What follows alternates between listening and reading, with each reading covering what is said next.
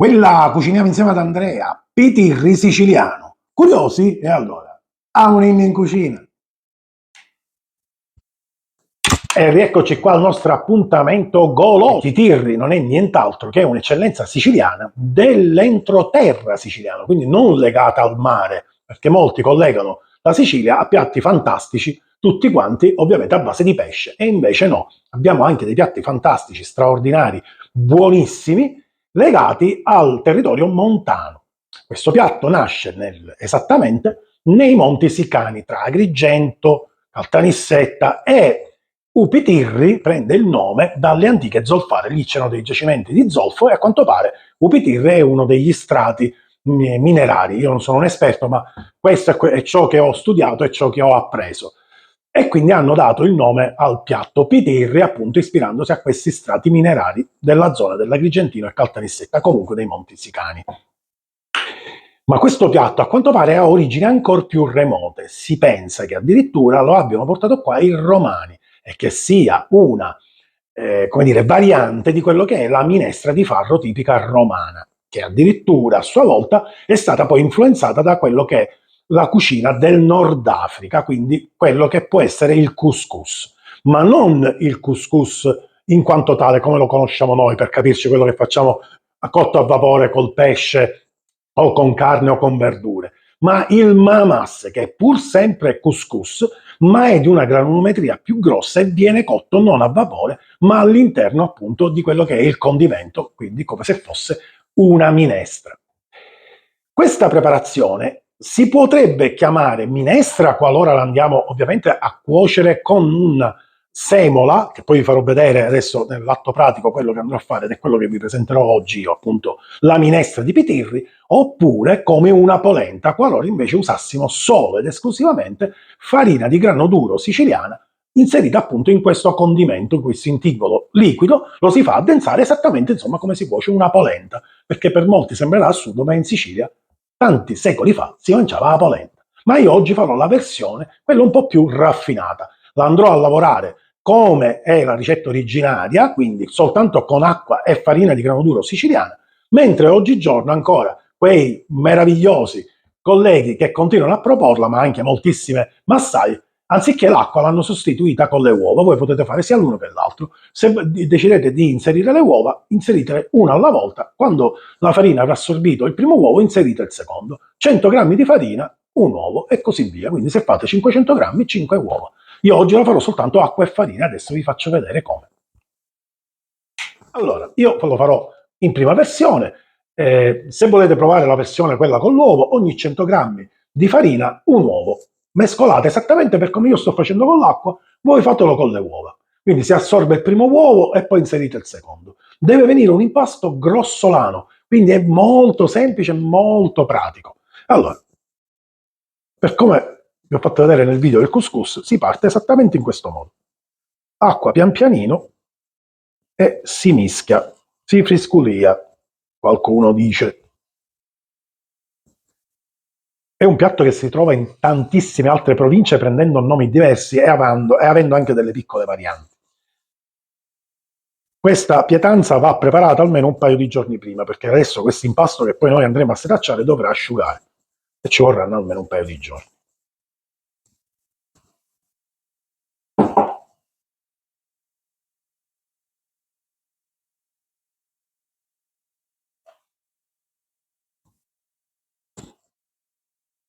Ottenuta questa granulometria, adesso li passiamo al setaccio.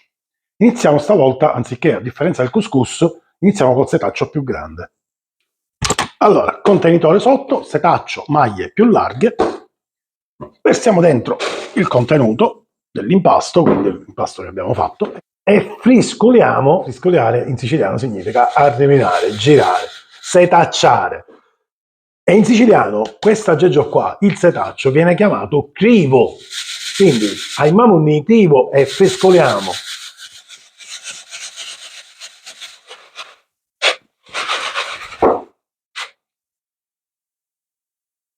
Giù è caduto la farina, ovviamente, e i granelli, quelli di dimensioni che a noi interessano. Togliamo quello che c'è in questo setaccio.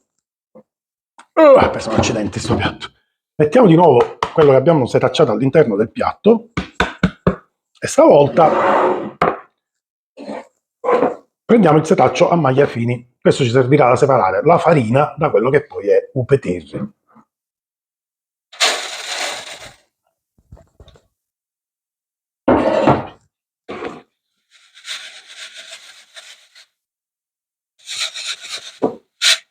Ed ecco qua, abbiamo tolto la farina in eccesso, mettiamo da questa parte e abbiamo ottenuto questi granellini di qua.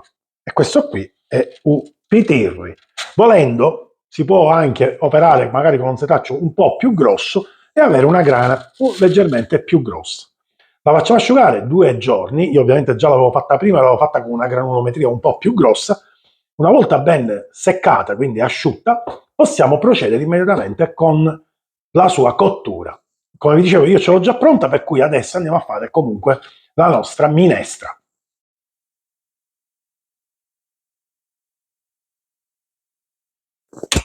Il pitirri, anche lì, è abbastanza, come dire, possiamo pure dire personalizzabile, ecco, passatemi il termine, ma di una cosa non si può fare almeno l'upitirri, un finocchietto selvatico. Il finocchietto selvatico è fondamentale per il condimento del pitirri. Poi all'interno potete aggiungere dei ceci, potete aggiungere dei carciofi come farò oggi io. Alla fine ci va sempre magari un bel cucchiaio per ogni porzione di ricotta di pecora, ma sicuro di tutti questi elementi, l'unico di cui non potete fare a meno assolutamente è il finocchietto selvatico. Per cui andiamo a prendere il finocchietto selvatico, lo tagliamo nico nico nico nico nico nico nico e lo mettiamo su con un po' di acqua.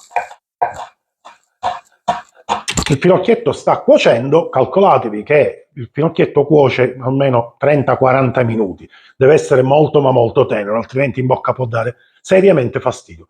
Una volta che avrò cotto il finocchietto, mi sono già lessato a parte dei ceci, poi mi sono preparato dei carciofi già tagliati a spicchio che inserirò in un secondo momento, ma adesso vi faccio vedere. Nel frattempo aspettiamo che cuoce il finocchietto e continuiamo poi la nostra ricetta. Allora, nel frattempo che cuoce finocchietto, cipollotto,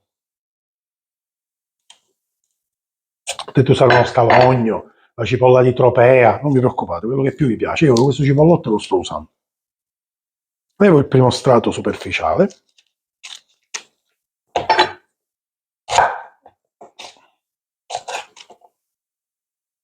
e lo taglio piccolo piccolo.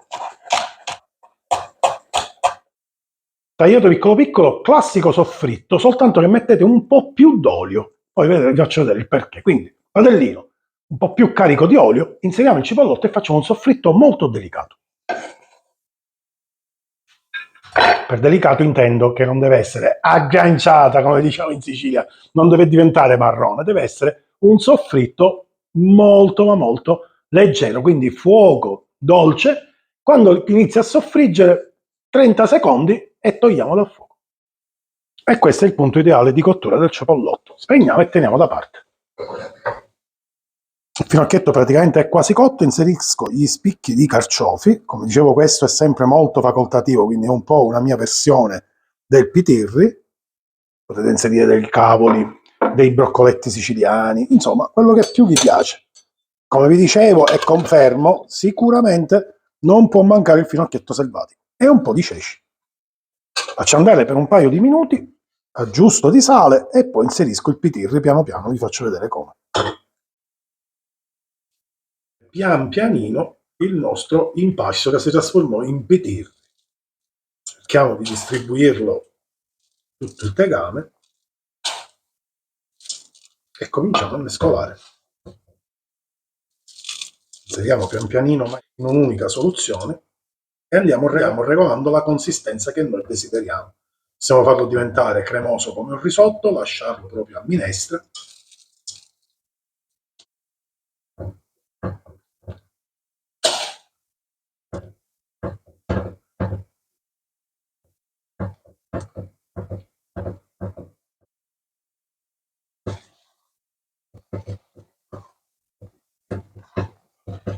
Ok, raggiunta questa consistenza di qua, quindi è veramente ben cotto, possiamo inserire il cipollotto con abbondante olio. Questo serve perché siccome non siamo partiti con una base di soffritto, per dare un po' di personalità al piatto. Mescoliamo per bene fino a far assorbire tutto l'olio al nostro pitirri e poi lo facciamo riposare un paio di minuti e lo andremo a servire. Per impiattare servirà il piatto di coccio, come dicono i gastrofili. In siciliano questo si chiama fangoatto. Quindi un fangoatto, un petirri e poi definiamo il tutto. Mi raccomando, se decidete di usare la ricotta, che sia rigorosamente ricotta di pecora. Un po' di pepe macinato al momento, giro d'olio.